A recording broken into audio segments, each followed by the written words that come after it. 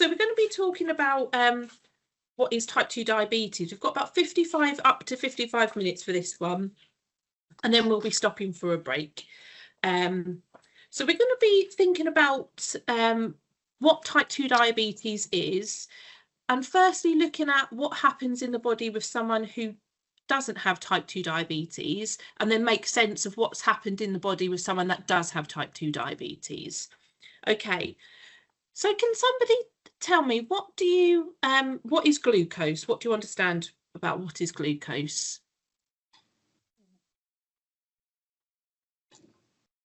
Bhakti? Glucose, that's sugar. That's Sugar? Yeah. Yeah, thank you. Anybody else? Is that what you've heard of?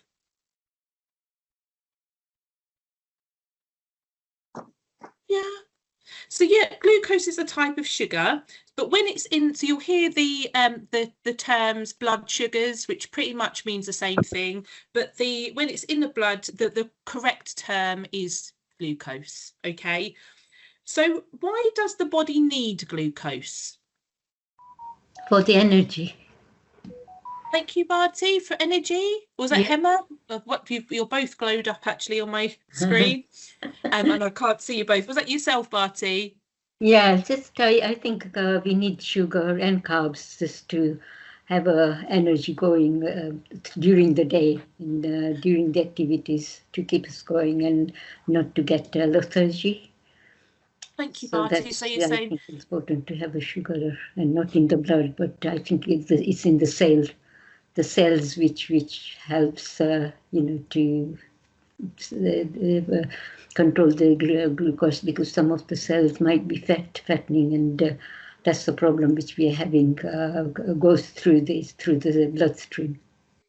yeah, thank you. So yeah, we'll talk through those stages, but yeah, so the first bit you said there was the body needs glucose for energy. So what parts of the body do you think needs the energy? Does anybody want to shout out? I think mainly on our legs, because that's how we stand and how we go, and most part of our body. I think it's our feet and all part of the legs, which we need more energy to keep us going during the day. Yeah, legs. Yeah, absolutely. Anybody else? Everywhere in the body. Everywhere in the body, says Michelle. Thank you. So yes, we all need glucose in the body. Right, let me go on the right ones now. Let me just see if it will let me share the individual slides. Keep your fingers crossed. So yes, we all need yay, it's working now. Thank you for that. Yeah, so everywhere. So yeah, so things like our muscles, our organs, our brain, everywhere in our body needs this energy. And what is the body made up of? Millions, probably billions of cells. Yeah, thank you. So it's the cells that need that energy. We're going to talk about that in a bit more detail. So Barty did touch on this a moment ago. So where does the glucose our body uses energy come from? Where do we get that energy from? Food. I think it breaks through our liver enzyme, and then it's the pancreatitis which controls the sugar. And if it's unlikely, not controlling or balancing our pancreatitis, then it causes more going on to diabetic, I think. Yeah, thanks, Barty. So hold that thought in terms of the pancreas and pancreatitis. So we will absolutely come onto the pancreas. But yeah, so to start with, the way the body gets that glucose is from food. And the types of food that we will get glucose from comes from what type of food? Carbohydrates. Carbohydrates, yeah. And we're going to have a whole section on carbohydrates and food next week. But what carbohydrates have people heard of? Shout out some examples of carbohydrates you could think of. I think mainly in the like a white, whatever you eat, white stuff, White stuff? Yeah, like rice. Like Rice? Bhakti mentioned about chapatis, you know, probably Chapatis? whole meat, you know, is better than the white one. So I think white would So really, white food? yeah. Yeah, thank you, Barty. Anybody else? Red, I think. Bread? Thanks, Manu. Yeah. Potatoes, pasta. Potatoes, pasta. Thank you, Michelle. Can anyone think of anything that's perhaps in liquid form? I think the fruit juices, that would cause spike in our Fruit spike. juice, did you say? Yeah, fruit juice. Yeah. Fruit juice probably is okay, but fruit juice might spike our glycemic. Yeah, thank you. So yeah, and as I said, we will talk about this in more detail next week. But yeah, it's the carbohydrate, the foods from carbohydrates. So you've said some of those examples. We've got some other examples here as well. So we've got a sandwich here, so that's made out of the bread that we talked about. We've got a cake here, so that's got that, as you were saying, white, so that flour. It's also mixed with sugar. Fruit juice would be an example of like a liquid form, but we've got like a sugary pop drink, so like a fizzy drink here. We've got an apple, so fruit that naturally occurs in fruit. And we've got potatoes here. Rice would also be an example, we just don't have it here. So when someone eats carbohydrates, where does it go first in the body? Into the blood, isn't it? It goes where, sorry? Into the blood. It will go into the blood. Thank you, Banu. What part of the body does it go to before it gets into the blood? When we eat, where does it go to? It sounds like a difficult question, actually, this one. Doesn't it goes into liver and break into enzyme and go to the pancreas, which maybe causes, you know, that's what I think will go. Yeah, so the liver does have an important part, and we will come to the liver. But before that, when we eat, it just it goes to the stomach and into the intestines, and then that breaks down into little pieces, including glucose. And then where will it go? Banu, you mentioned it a second ago. When it's broken down into that glucose in the stomach and the intestine, it will then go to into the bloodstream. Yeah, so that's broken down into the glucose there. Okay, so we'll come back to the stomach and the intestines in just a minute. But a question for you now. Do we eat all of the time? No. No? Thank you, Michelle. Everybody agree with that? Do we constantly eat? I think it's sorry, Batty. No, it's me. Or Banu? It's when you are bored and you know, you just want to keep eating. Yeah, so you're quite right. When we are bored, some people may tend to eat more, but generally speaking, does a person continuously eat throughout the whole day? No. No. Why not? Why wouldn't a person? What is it that's stopping that person? Barty?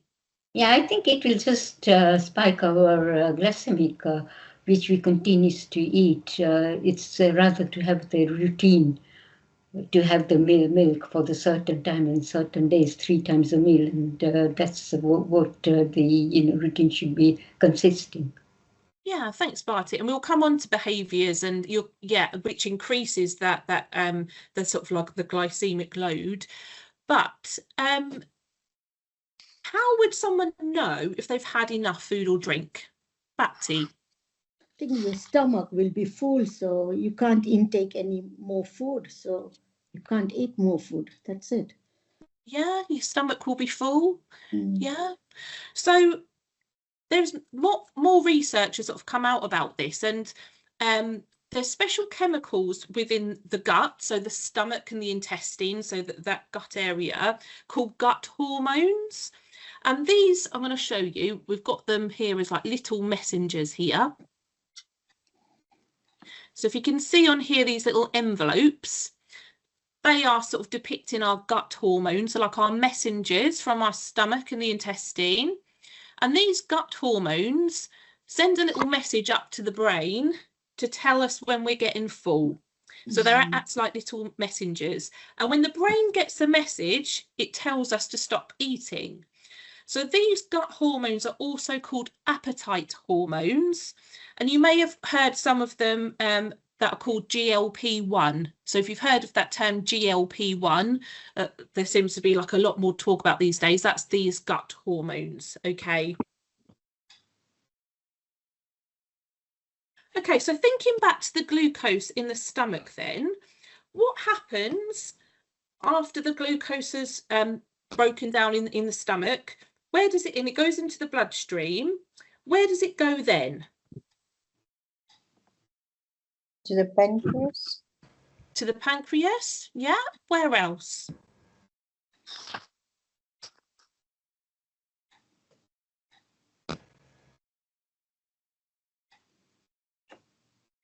Stored liver and the muscles. The liver, the muscles.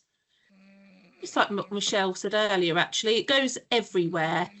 And what did we say that the body is made up of? Lots and lots and lots of. Skin. Skin is also made up of this. Cells. Hannah, were you about to say something? Cells. Michelle? Cells. Cells. Yeah, thank you. So the body is made up of these cells. So the glucose goes into the blood, it transports around the body to the cells of the body that need it. So that then, as we said earlier, gives us energy. Okay.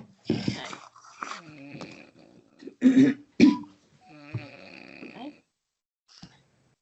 So we're coming back to the stomach here.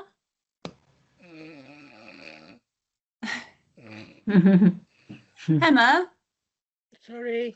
Are you okay? Sleep. Yeah, I'm okay.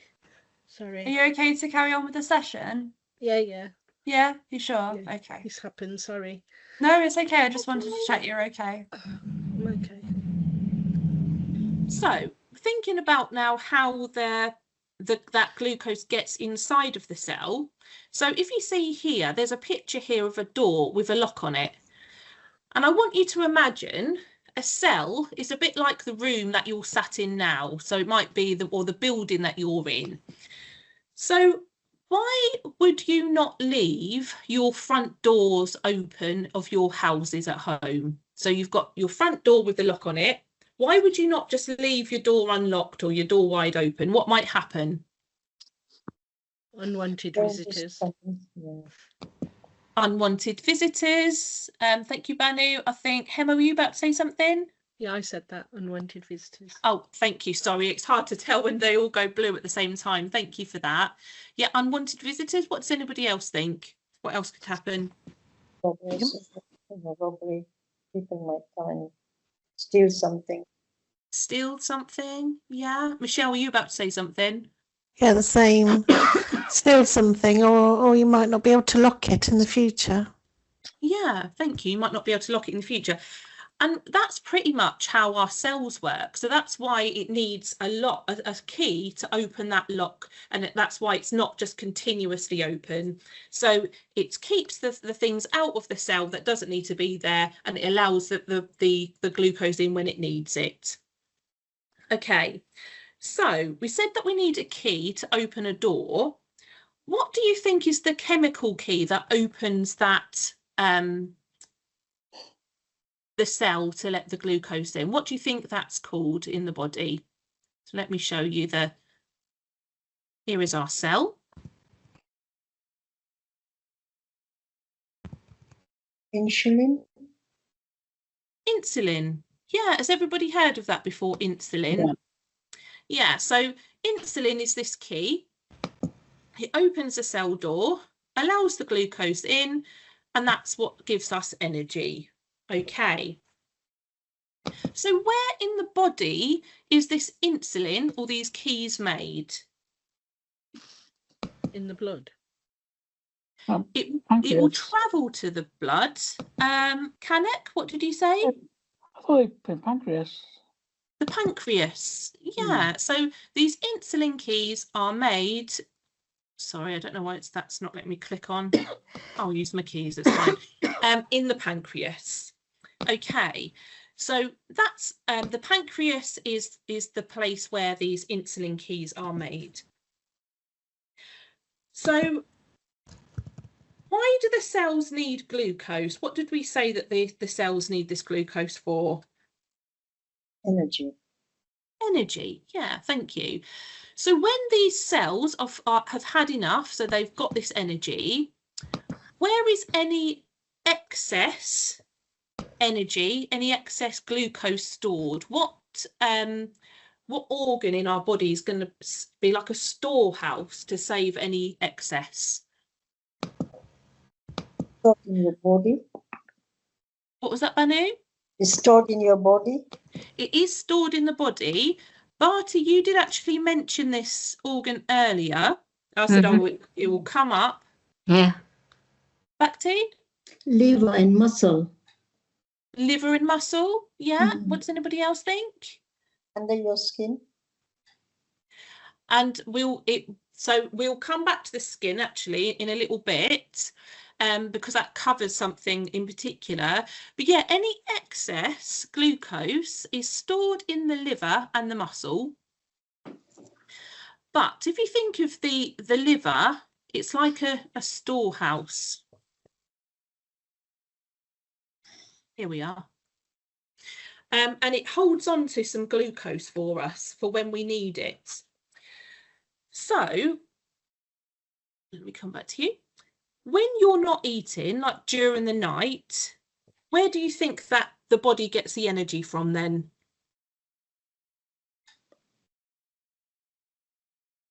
From the one in the fat that is stored in the liver. So that's stored from the liver. Yeah. So at night time, and times that when we need that little burst of energy, the liver, that storehouse, can release some of that glucose to give us that energy. So if the liver and the muscles, because we said the muscles also take some of this glucose as well, are full of this stored energy. So if they are full up, the liver's full up, the muscles are full, the cells that need the energy are all full. Where does any extra glucose get stored? What does it turn into? In the bladder. The blood. It goes into the blood. It goes in the blood. But it gets stored as something around the body. Go to somewhere. Any ideas of what that can get stored as?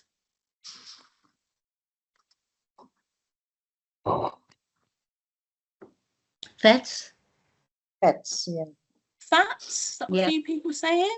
Yeah. It does, yeah. Any excess glucose that the body doesn't need for energy or being stored will get stored as fat. Here we are. So, and this is where I said, Banu, that it's sort of that's where the skin comes in, because it can be stored. But sometimes it's stored around the middle, but it can be stored under the skin, and anywhere around our body really. We'll come back to that fat in a little bit, because it's got an important. The evidence has come out about the importance about fat. So gut hormones, those little messengers, those little envelopes that we mentioned earlier, we've talked about how it has a role in terms of telling the brain to when we're full up. They also have another role to play as well in terms of insulin. Does anybody know what the other role the messengers could have, the gut hormones?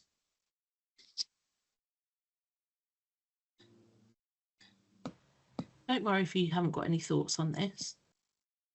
Oh, when you're hungry. Or is it the other one? The fullness. Yeah, so that is one of the reasons. Was that yourself, Hemma? Sorry, I can't see who's talking when I'm sharing the slides. I'm sort of getting used to the voices now, though. So yes, it has that role, but it also has another role in terms of the pancreas. It can help the pancreas make more insulin, and also may help the insulin to work better to lower glucose levels. So the the evidence about the gut hormones has increased, and it actually helps the pancreas as well. So these gut hormones are actually really important. So as a recap so far, what have we learned in terms of the body? So anyone wants to reflect on terms of what's happened so far within the body? What does the body use glucose for? For the energy. For energy, thank you. For the muscles, to get our muscles to be more stronger. Yeah, absolutely. So all the cells that need them, that's where it's used for energy, including the muscles. Carbohydrates are broken down into glucose.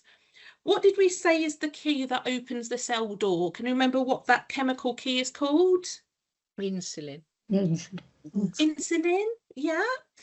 Extra glucose is stored in the liver and the muscles, but what can it then turn into if it's full up? Fat. The liver and muscles are full up, it can turn to fat. Thank you. Insulin helps to keep the glucose level steady, so it helps to keep the blood glucose levels from going too high. And what did we say has a big role to play in terms of how the pancreas is working, but also what keeps us from eating throughout the whole day? What was that? That's in the stomach. Can you remember what that hormone's called? GLP-1. Yeah, that's the proper name. Thanks, Michelle. So yeah, GLP-1 or gut hormones. But yeah, they have a big role to play. Okay, so that's where we are so far in terms of someone that doesn't have type 2 diabetes. So now we're going to talk about what happens in the body when someone does have type 2 diabetes. So what type of diabetes have you heard of? What are the different types that you've heard of? Type 1, yeah. Type 2. Type 2. Type 3. Yeah, type 3. We are going to focus on type 1 and type 2 for today, but there are various different types, and there is a little bit more information that you can get like on the NHS website and things like that. So type 1 diabetes then, what do you think happens in the body with type 1 diabetes? There's no insulin produced at all. No insulin being produced at all. Is that yourself, Emma, that said that? Yeah, what's anybody else's thoughts on that? No insulin being produced at all. The pancreas doesn't work at all, so that's the reason. Yeah.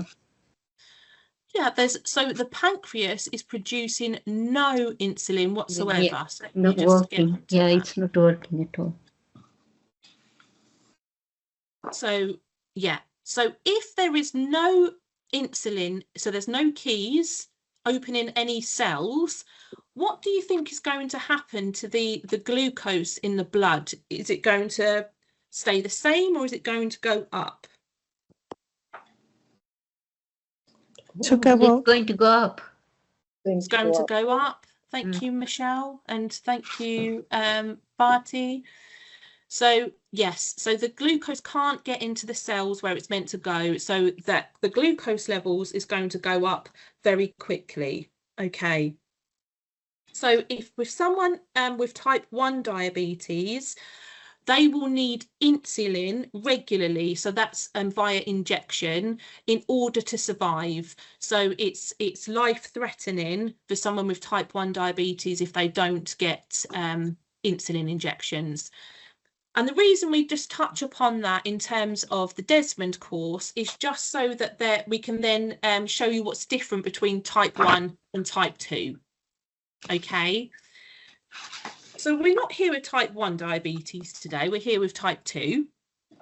So where do you think things can go wrong in the body with type 2 diabetes? Overeating. Overeating, thank you, Emma. What could that contribute to? Feeling tired, like me. Feeling tired? Falling asleep, just lethargic really and not in control of your day. Yeah, thank you, Gemma. Thank you for sharing that. And we will actually touch upon symptoms in just a little bit, actually. So in terms of in the body, what bits of the body perhaps aren't working as we would like them in type 2 diabetes? What parts of the body? Gemma, have you got your hand up from earlier, or is that a new hand? I think I've just pressed it by accident, sorry. That's all right. That's okay. I think your digestive system's affected. The digestive system's affected. Michelle, were you about to say something? Yeah, so the body, the pancreas, isn't producing as many. So it's producing some keys, but not enough for the amount that we need. So the pancreas isn't producing enough of the keys that we need. Yeah, thank you. So with type 2 diabetes, so we said with type 1, there's no keys in the pancreas whatsoever. So with type 2 diabetes, is there always going to be some keys in the pancreas, do you think? Yes, yeah, I think so. Yeah, definitely. Yes. So even if there needs to be a little bit of help along the way, there is going to be some level of insulin within the pancreas. Okay. So let's think about some of the areas that can be affected then. So thinking back to that cell door and how glucose gets into the cell, that is where some of the issues for some people can take place. So let's come back here. So we're going to focus on the cell to start with. So what happens if the keyhole of the cell is rusty or stiff? What do you think could happen then? There's not enough energy. Not enough energy, because what will happen if this keyhole is rusty or stiff? Affects organs. I think it will go into our bloodstream. It will affect, I think it will increase the glycemic in our blood. So you think it will increase the glucose in the blood? That's right. Hold your thought. I think someone said about organs a moment ago. Hold your thought on that, because we will come on to that actually. Mm-hmm. But if this keyhole is rusty or stiff, what isn't going to be able to happen here? It won't let insulin in. Won't let insulin in. Does everybody agree with that? See if you Yes. nodded heads. Yeah. Mm-hmm. Yeah, so the insulin key will try and open that door, but it's not successful. So that means that the glucose can't get in. So what does that mean then? If the glucose isn't getting into the cell, what's happening to that glucose? It's in the bloodstream. It will go into the bloodstream. And this, what's happening here, the rusty locks with the glucose not being able to get in, that is called insulin resistance. So if any of you have heard that term, that's what that means. It's these rusty locks, that's insulin resistance. And if they can't, if the energy can't get into the cells, yes, as you just said, the glucose will get higher in the bloodstream because it's not getting into the cells where it's meant to be. Does that make sense so far? Mm-hmm. Yeah. Yeah, okay. So what might cause this insulin resistance or rusty locks? What might be the reason that some of these locks get rusty? Is it the fat? We get the fat in the cells? Fat in the cells is saying, Yeah. Barty. What does anybody else think? Or the lock? Because it can't open the lock, then the insulin is stored outside and Yeah, that's right, Banu. And we're just wondering what is the cause of that rusty lock? So Barty is saying fat. And really, the answer isn't straightforward, actually. It seems to be the evidence is saying it seems to be caused by a combination of genetics. So, you know, just how our genetics of our family and ourselves, and lifestyle. So, such as having obesity or fat around the body's organs, which we'll come on to in a minute, that tends to be the reason for these rusty locks, so the cells not working properly, the insulin resistance. So if the insulin is not working well, what might the pancreas do?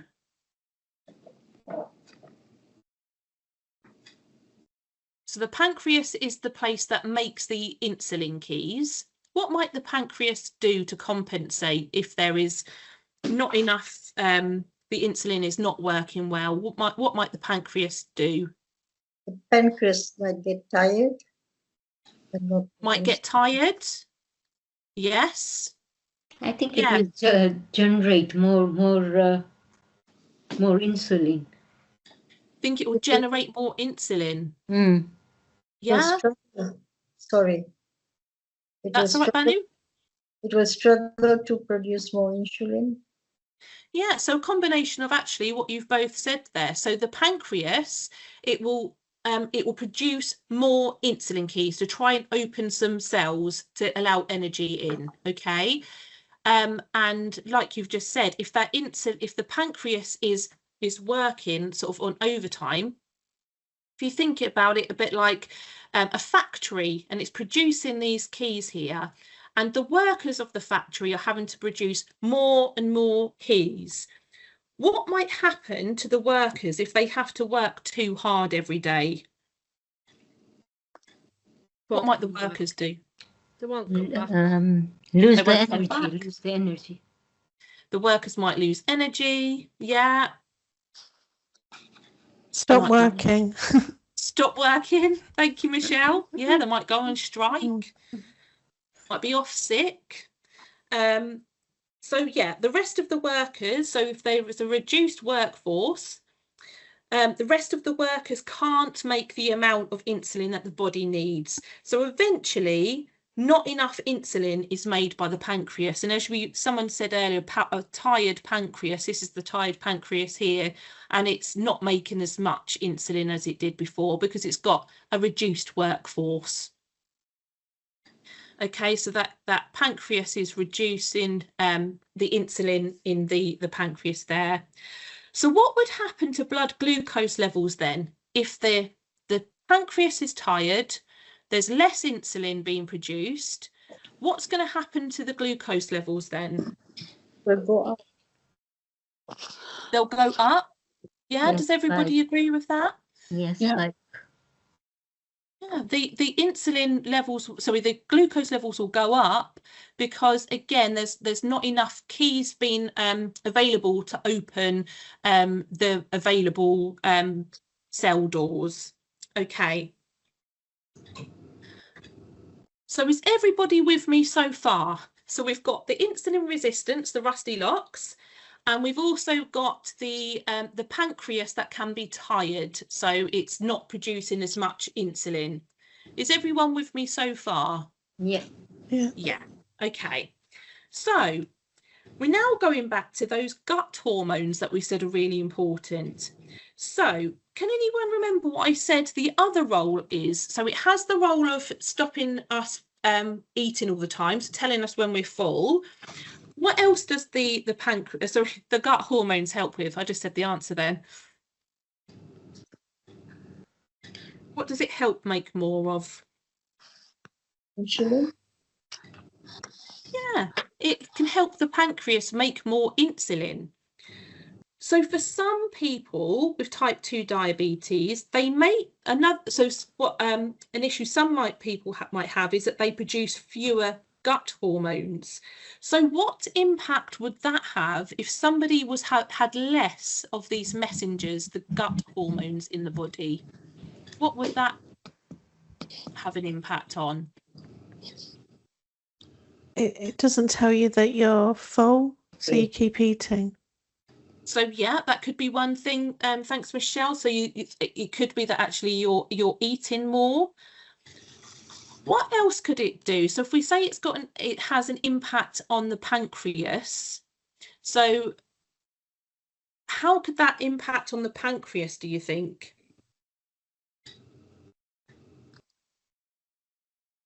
If it's one of its roles is to help the pancreas produce insulin, if we've got less gut hormones, what could happen to the pancreas? There's less insulin produced. There could be less insulin produced. Yeah, thank you, Michelle. And then what would happen then? If there's less insulin being produced, what could that have an impact on?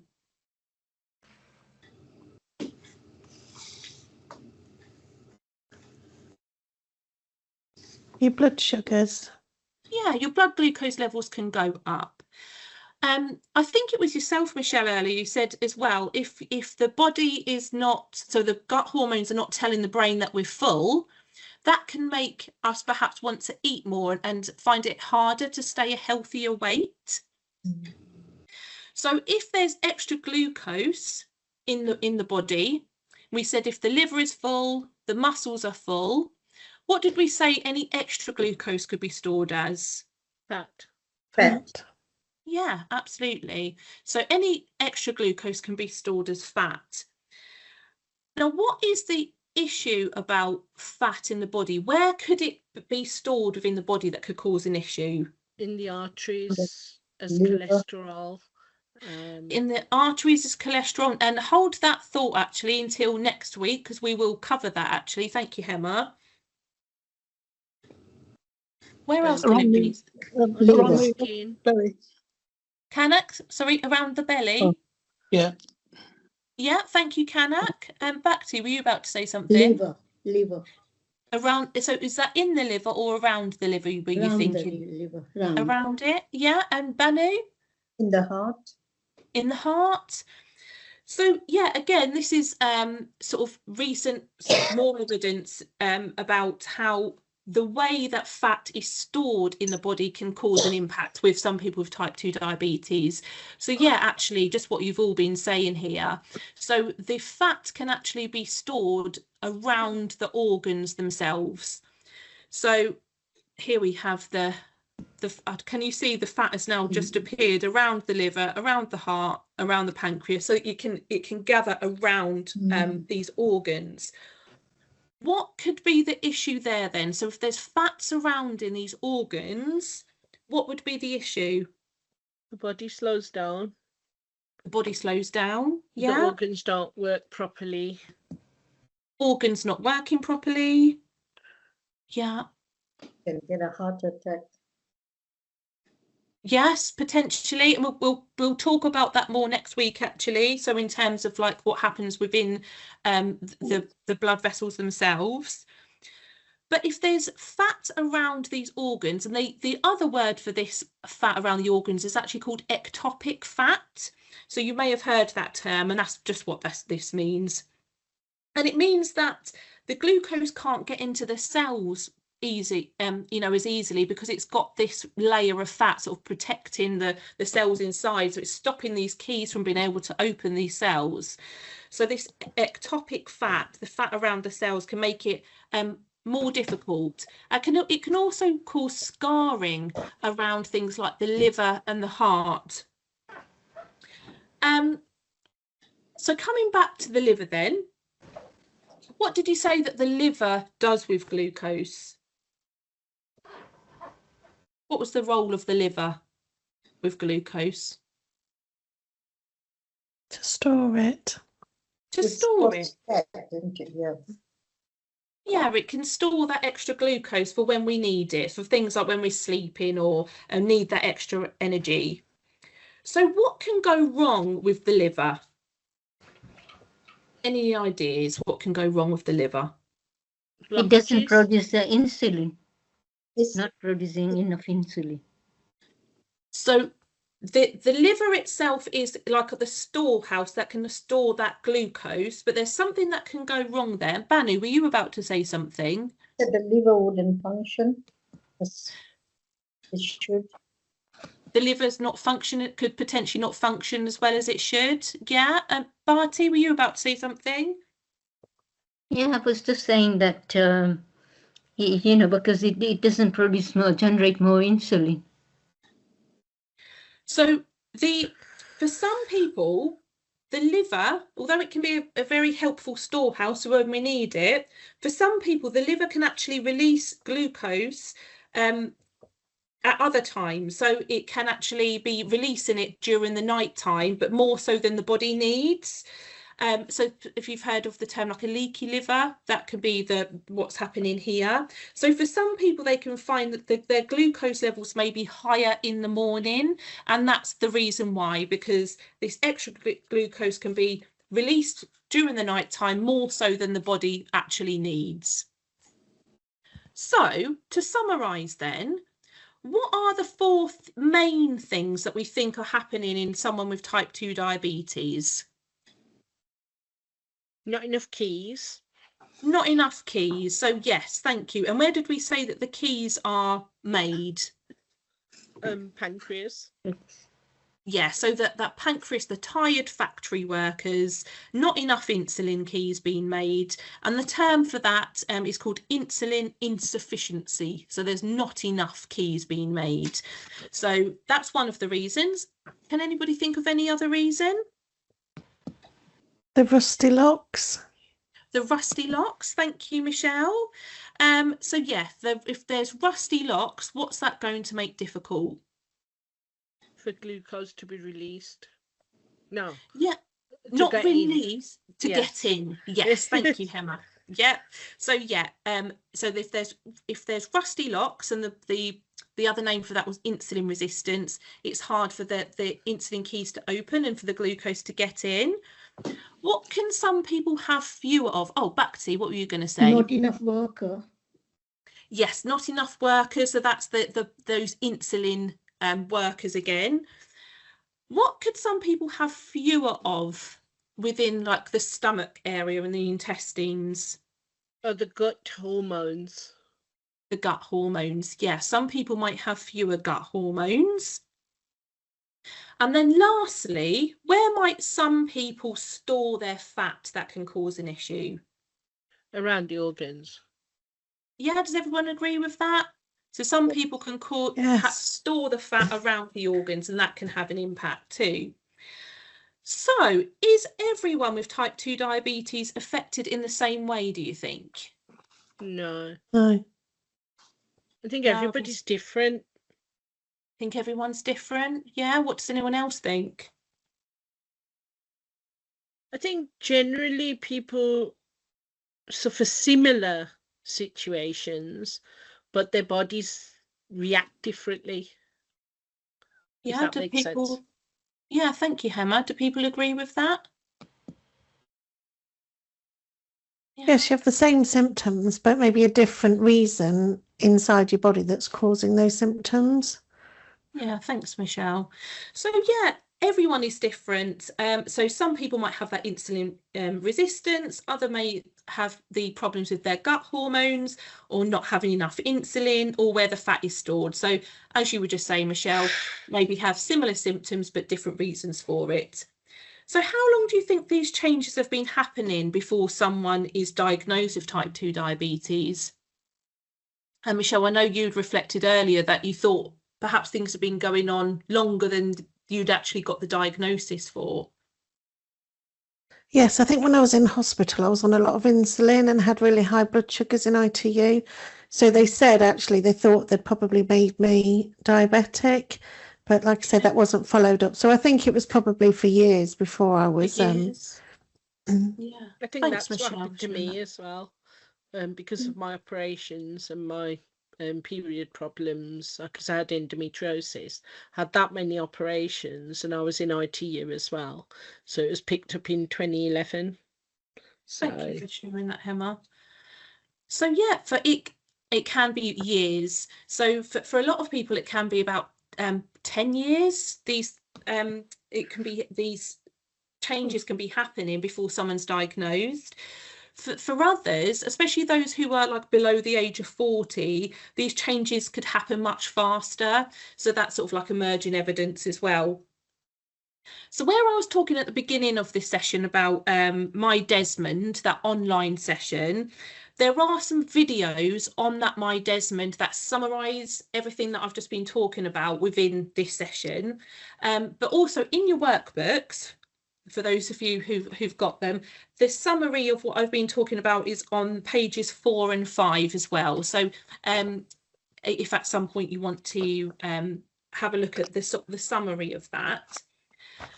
So we're just going to sort of focus on a little bit about yourselves. So how sort of diabetes affects you.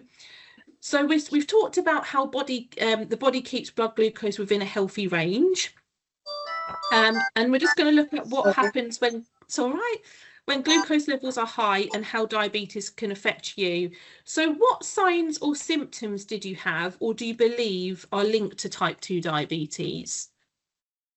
Mine was operations and tiredness. Tiredness? Yeah. Yeah, thank you, Hema. What was anybody else experiencing? Mine was overeating.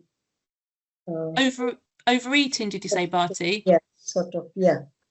Okay, and did you have any symptoms that happened at all, that how you were feeling that made you think, oh, that could be type 2 diabetes, or what do you believe now could be a symptom of type 2 diabetes? It was the fat that was stored around about my stomach. Okay, thank you for sharing. How about anybody else? How was anybody else sort of feel, like what symptoms were they feeling when they were diagnosed, or what do they believe are symptoms of type 2 diabetes? Like how would somebody be feeling physically, like in their body? Hungry all the time. I know we are talking about diabetes, but at the same time, I had a thyroid, so I was putting on weight. So I couldn't tell, is it because the diabetes or my thyroid? Because in thyroid, I was told that you do put on weight and things like that. So I wasn't quite sure about the diabetic as well.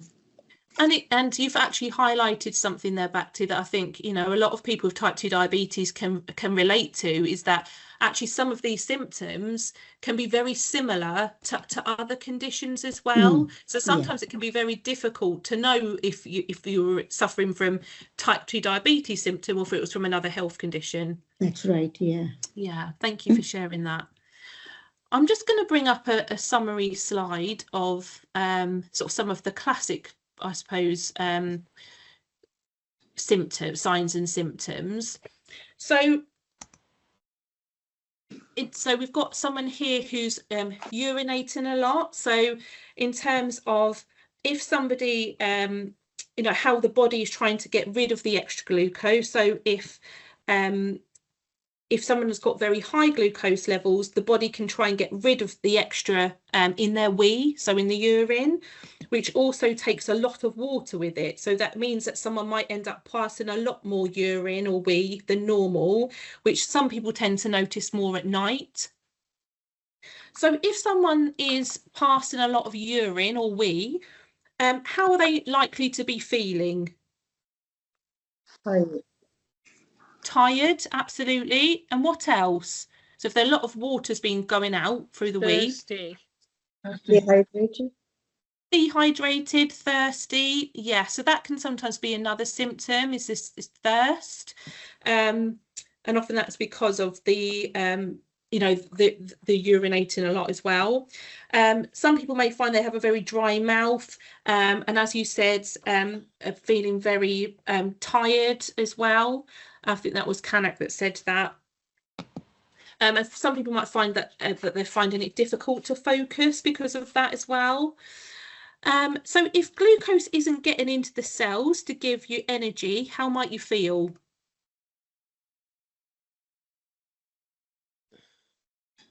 Loss of concentration and not with it. Absolutely. So not with it, loss of concentration.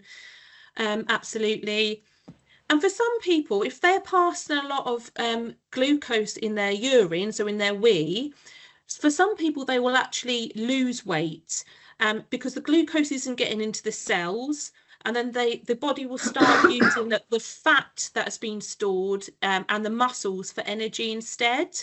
So that means that that person might be passing a lot more urine and losing a lot more water and sort of calories within their body too. So for some people, they'll be losing weight.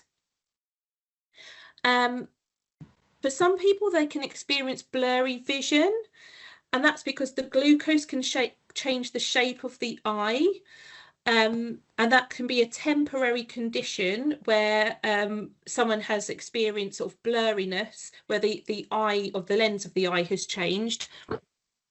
Was there anybody here that's experienced blurry vision at all as part of their symptoms? Yeah. I've had a curtain of cobwebs. What, visually? Yeah. Okay. So with the blurriness, as we said, that tends to be a temporary condition. Excuse me, I'm just going to cough. Excuse me. So yes, they wouldn't advise sort of changing prescriptions and things if there's blurriness due to that.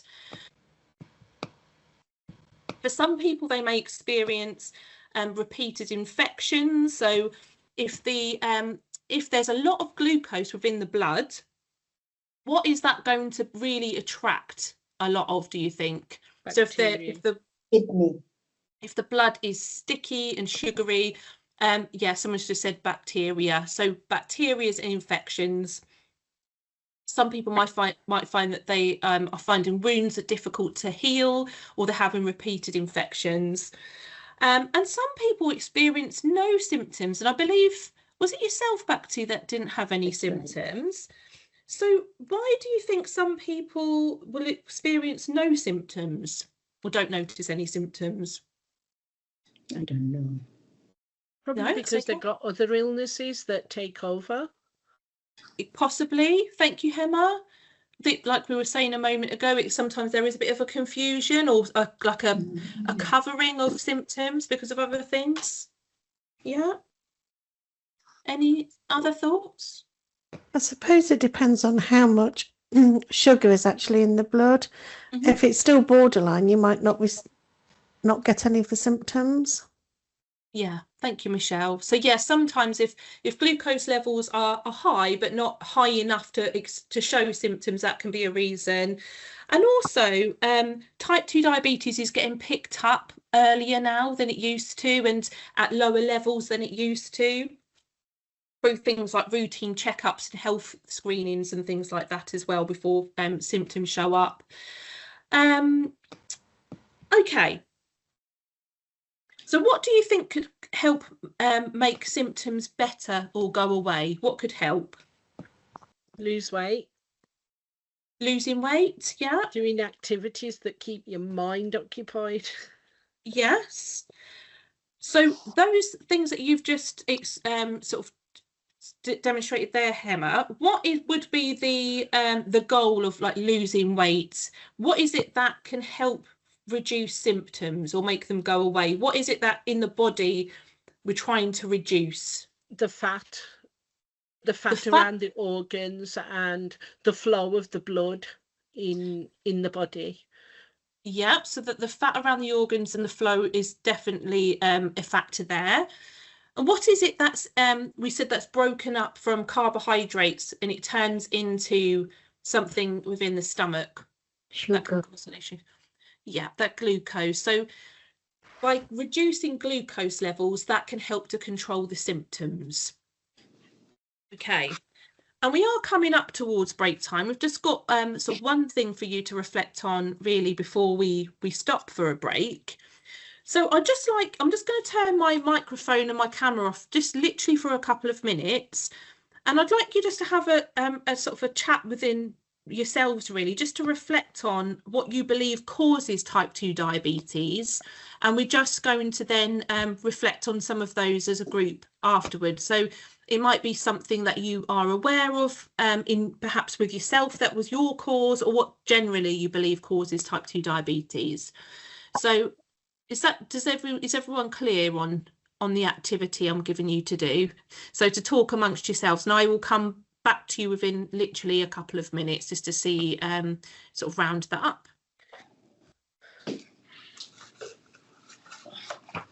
I think mine's being overweight. I need to do something about my weight. That's me done. Anybody else? I think mine wasn't diagnosed with any diabetes at all. But the thing is, I had my kidney transplant and a few problems having steroids until after about 40 years. Now I had a call from the doctor to say, yeah, I've got, on the borderline of diabetic too. So I'm just trying to be, getting more awareness from other people to learn how we can balance keeping the diabetic into the control and having, control in our diet for the food or sugary stuff, food or sweet things like we always do in our Indian type. When we go temple, I'm always tempting, but I try not to. So at the moment they're saying I am on the borderline, so I just need to know more about people's, other people, how they're managing and getting more awareness from others who's already been on, diabetic 1 or 2, having the tablets, which I'm not on the tablets at the moment. It can be due to family history as well, and there's no control, because none of my family has got diabetic. I think mine is around activity and trying to do more, so which will then help with weight as well and burning some of that sugar off. I think depression, stress, that can cause as well. Stress, I think stress would really cause, because it would really, I think, get you insomnia, and then the stress causes more, to the spike our glycemic, which I think Hannah, or I think one of them did explain to us. ethnicity as well, I think, doesn't help, because if you are South Asian, you're more likely to get diabetes at some point. Panic, have you got anything to say? Yeah, I think not being as active enough, and unhealthy food. So in my case, when I was a postman on delivery, I was doing 40,000 steps a day. But when I had COVID, I went from doing about 40,000 steps a day down to maybe 1,000, 2,000 steps a day. So I wasn't very active when I came out of hospital, and had steroids pushed me over the edge into the diabetic, being a diabetic. So I think being unhealthy, eating and lack of physical activity. So. Okay. Thank you all for sharing. Is there anyone else who wanted to share anything that didn't get a chance to share? I think we all had a chance, Laura. Yeah, no, it sounded like you were having a good sort of roundup there of what your experiences are and your beliefs are.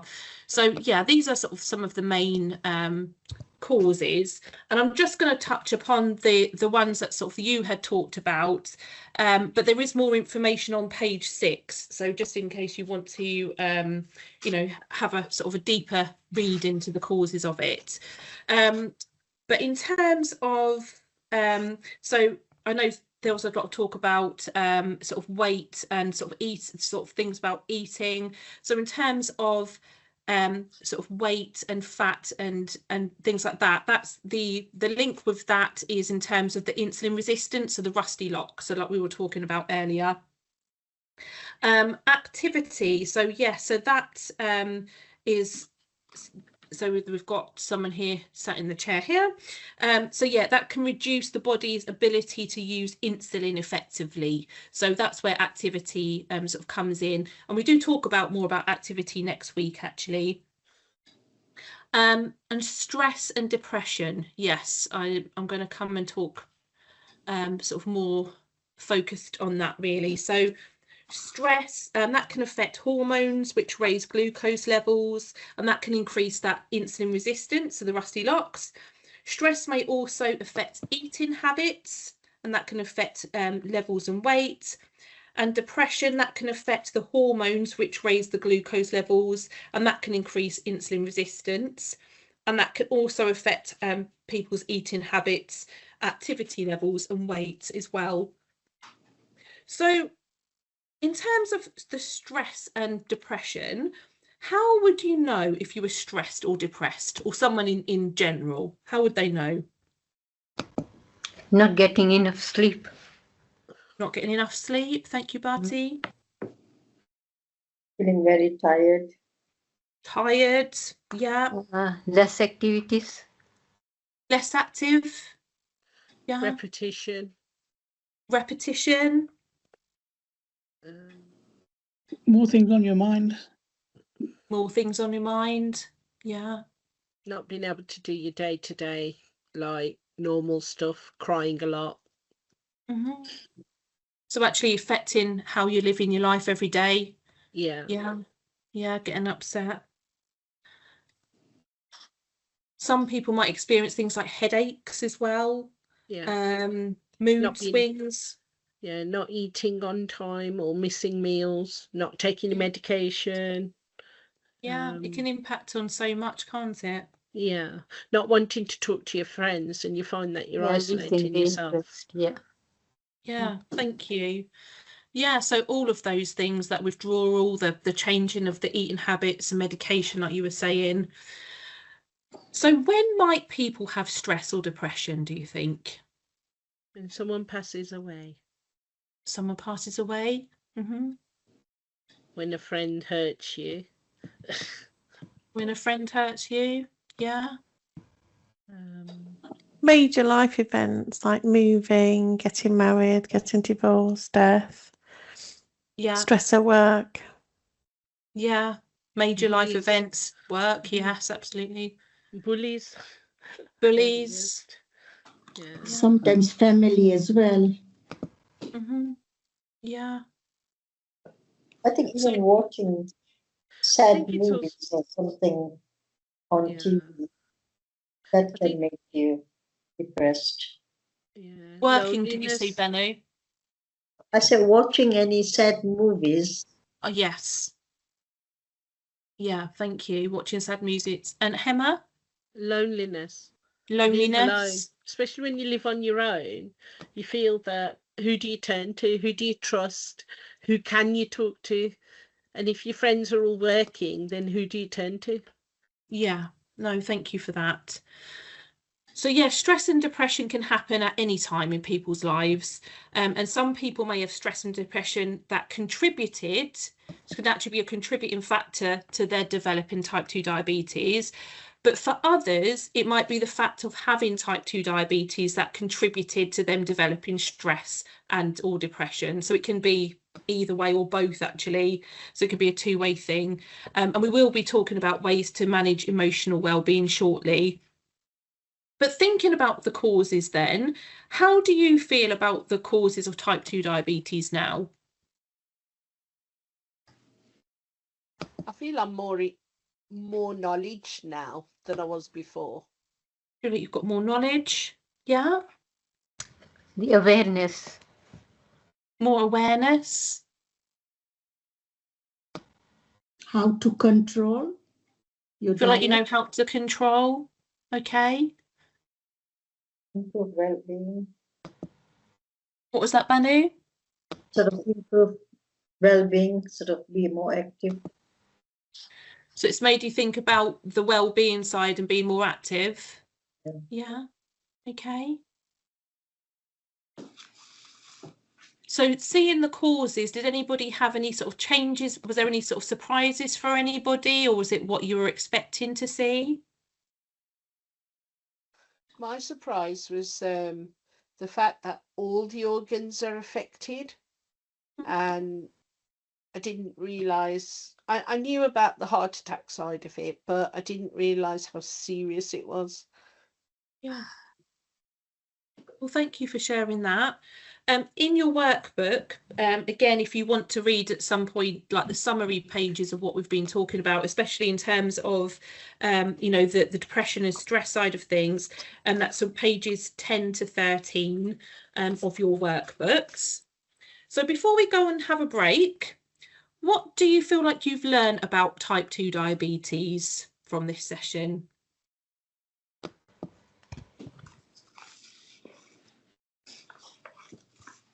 There's lots of things like that can affect your diabetes. I didn't realise stress was a big factor until recently, because I had a big change in my life.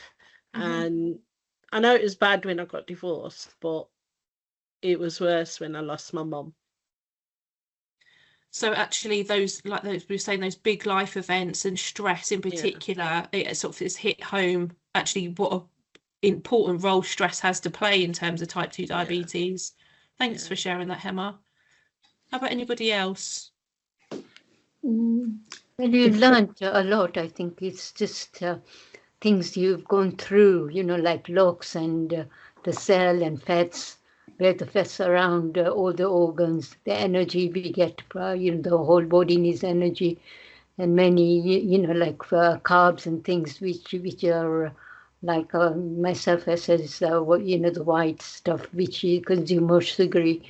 And then, you know, all these, I think, made me more like learning a lot from here to say, you know, how it works, our body, and how the sugary breaks down and how the sugary, you know, we need for our energy. And many other of aspects of you know, having sugar as well is essential as well for the body. Yeah, thanks, Barty. And actually, like I said, next week there'll be sort of more detail about the carbohydrates. But yeah, thank you for sharing that. Back to you.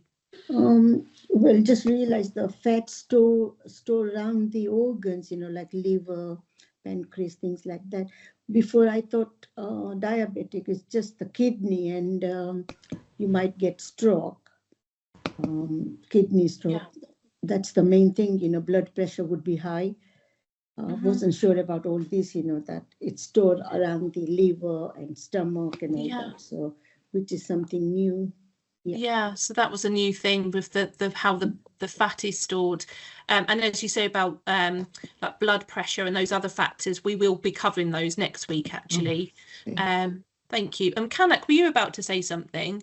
Yeah, I think in my case, I've noticed I was more dehydrated and not been drinking enough water, and sometimes I think I mistook being thirsty for being hungry. So that might be one thing where if you're hungry, you might be more thirsty. So it's just just what just my thought. Yeah, so actually some people might be feeling hungry and actually they're thirsty. So it's yeah, it's that brain signal and yeah, how that can work. So before we finish, what if anything are you considering changing because of the session? Just be more active and do more physical and learn how what we take in and balance. Made you think about the activity side. Balance during the day and just keep on watch what we need to eat, which spikes our glycemic. It's made you sort of think about the activity and the food side of things. Thank you, Barty.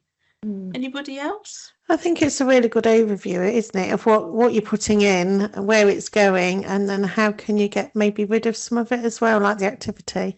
It's a really good overview of the whole body. Yeah, thanks for sharing that, Michelle. Okay, so we're going to stop for a break now. Hannah, how long are we stopping for?